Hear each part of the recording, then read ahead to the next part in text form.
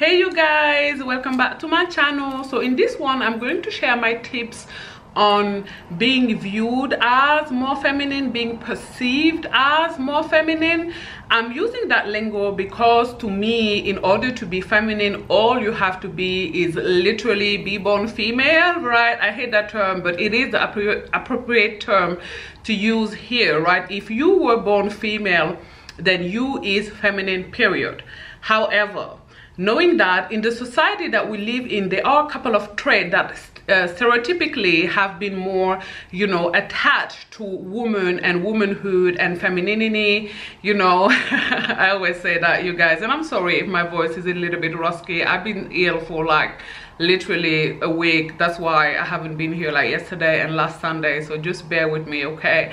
So being or appearing, presenting as more feminine can lead to a lot of perks in a day-to-day life. To if you were in a bad situation, in a situation of danger, I guess most people or more people would be inclined to want to help you and rescue you. And that is because, again, stereotypically women are viewed as more weak, as more soft, as more, not being able, vulnerable, not being able to help themselves, not being able to be strong and tough and come up with solution by themselves. Now I personally do not happen to believe this at all. I believe that some men can be very sensitive, some men can be very soft, and some women can be very tough and can be go-getters and can be alpha women. And I mean, we have seen women build $1 million empire, have hundreds and thousands of employees, like really going out there and doing what needs to be done. So I don't believe that these traits belong to one group or the other, but in the society that we live in general, these traits are more like attached to women. When trait of being solid and being a provider and not crying and being tough and are more attached to a man. Okay, so I guess if your goal is in a day-to-day life, people just being, I guess, nicer to you and willing to help you out if you're going through something, then appearing more feminine is going to help in that. I am for it because we are not going to break patriarchy anytime soon. I say if you can't beat them, join them, okay? And also, I guess if your goal is to have more men just approach you on a day-to-day life, then these tips or presenting more feminine in a day-to-day life can help with that as well. Now the first tip I have for you guys is wearing longer hair. And I know you guys, I hate this as much as you do. As a matter of time, y'all know I love working out, story time into my videos, so let's get into it. Okay, in the beginning of summer, like June, July, I had this weaved on, and you guys, it was fire. Okay, it was like Kelly Rowland. It was a short pixie with a side bun. Like, I will include pictures like on the video, and girl, you couldn't tell me I wasn't looking good. Okay, you could not talk to me anyhow. Okay, it was giving, again, Kelly Rowland. And I remember going down to my concierge to pick a package from Amazon or whatever. That's not relevant to the story. And he was like, you cut your hair? And I was like, yeah, because I don't want to discuss black hair politics with my Caucasian concierge. Okay, there is no way I'm explaining to this guy weave and blah blah blah. Big chop, no. Okay, that's what we're not gonna do. We're not doing that. Okay, so I asked him, like, isn't it nice, like, doesn't it look good? And he was like, oh yeah, it does, Sorry you guys, I've been ill, like I said. He said, you're a gorgeous woman, so any hair would look good on you, any hairstyle would look good on you. But just men typically don't prefer like longer hair. Like, there are very few men out here that genuinely are being sincere when they say that they prefer shorter hair. And I was like, is that so? And he was like, yeah, it is so. And I was like, okay, whatever, I don't remember what I said. I probably just fake laughed and then took my package and came home. But even though I do not care about my concierge's opinion about my hair, or just any man out there or any woman, really, I do my hair for me. I do it the way I like it. I mean, I wore that hairstyle for another 5 months, and not that exact hairstyle. I had it redone like 2 other times. So I wore short hair all summer. You can go back to all the videos. So clearly I didn't care. But I do believe him when he said that most men do not genuinely prefer shorter hair. I think that is true. I don't think he was lying when he said that. So there you have it, ladies, straight out of the horse mouth. Now do with that information what you will, but it is what it is. Now here's what I'm gonna say as well, is that braids are also like longer hair. So if you don't like, you know, the weave situation, you can get you know, nice long braids as well. I guess that would also count as longer hair.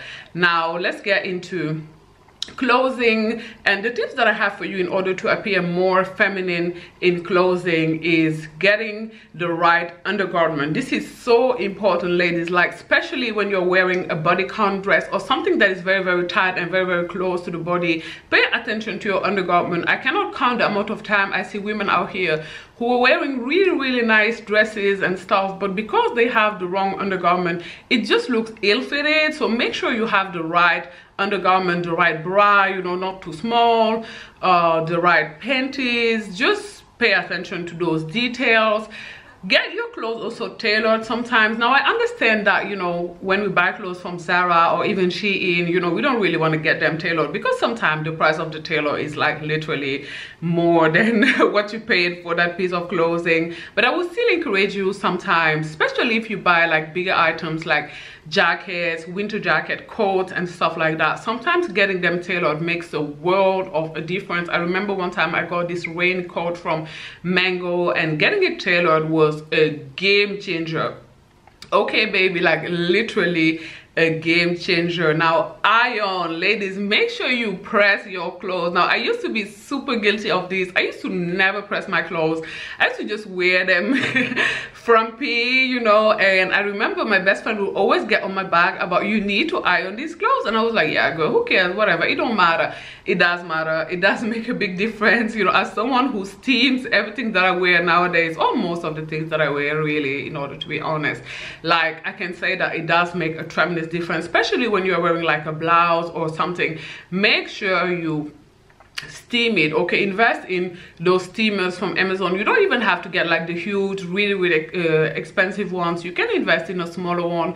They have some for as cheap as $30, ladies, so no excuse. Okay, make sure you invest in a steamer, and make sure you just press your clothes before wearing them, because it just makes a world of a difference. Now this one is more of a personal preference than, you know, anything else. I would say wear colors. I just find that women look more feminine when they wear colors, like, you know, pink, orange and stuff like that, yellow. I just find those colors to be like very, very stunning, especially on black women, which I guess are the, you know, biggest demographic watching the channel. So I find that colors just make you look like more younger, and just like, how could I say that, you just look more light. You don't look like, I find that when we wear a lot of black all the time and a lot of very dark colors, sometimes it kind of like ages us. I know that they say that black is slimming, but still I find that, you know, it just doesn't give us this juvenile, this carefree, yeah, that's the word that I've been looking for, you know, this carefree look. I guess all white is also nice, but I personally am a big fan of color, and I wear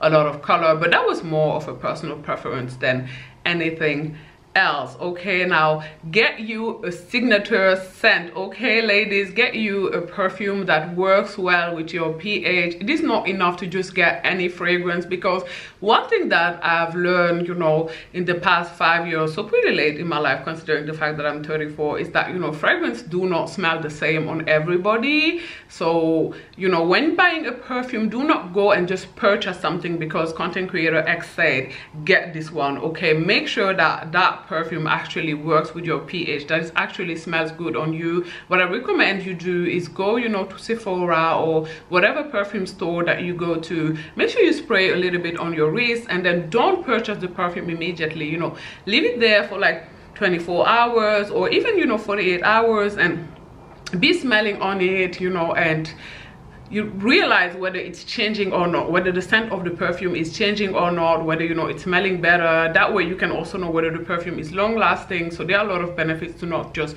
running and purchasing X fragrance because content creator Y said so. Now also, ladies, jewelry. Okay, now you don't have to go ham like me, but I find that very dainty, a little bit like the necklace that I'm wearing, right? Very dainty jewelry really does make a difference. You know, now I do wear quite a lot of jewelry, a lot of bracelet and watches, but you don't have to do all of this if it's not your thing. I understand that this is, you know, up to personal preference and based, you know, on the fact that this is what I like. But I find that, you know, wearing tiny earrings, you know, tiny rings and stuff like that really does make a difference. You know, it is one of the key difference between us and men. You know, men generally, now I know that in 2023 some men do, but usually men do not wear like a lot of jewelry. You know, they tend to wear like a wedding band, perhaps a watch, and that's it. You know, most men do not wear like loads of jewelry like this. Okay, so it is one of the key difference between us and men. So invest in, you know, some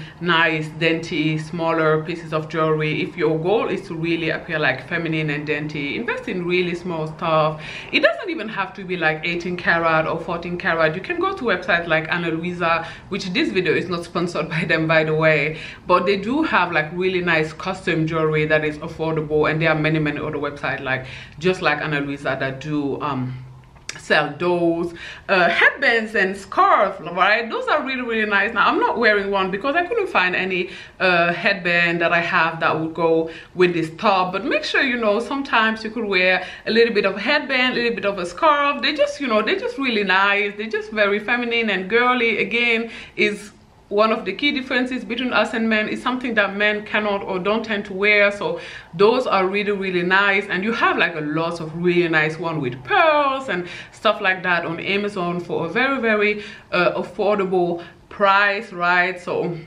get into that. You can wear scarves as top as well. I remember I was wearing one as a top in the video prior to this, my makeup routine. That was actually a scarf that I transformed into a top. So they are very versatile. You can use them for very many things, and you know, they're just really nice. And the last tip that we will be addressing in this video is heels. Okay, again, heels are one of the key differences between us and men. Most men do not and cannot wear heels, so get you some nice heels. Now I personally, I do not know how to work on heels to save my life. I'm not even a fan of front, I'm not even gonna lie, but you know, sometimes I do wear some cute wedges and or just heels where like block heels where just the heel is a little bit thicker. I don't know how to work on like the super tiny heels. Those are the ones that I have real problems with.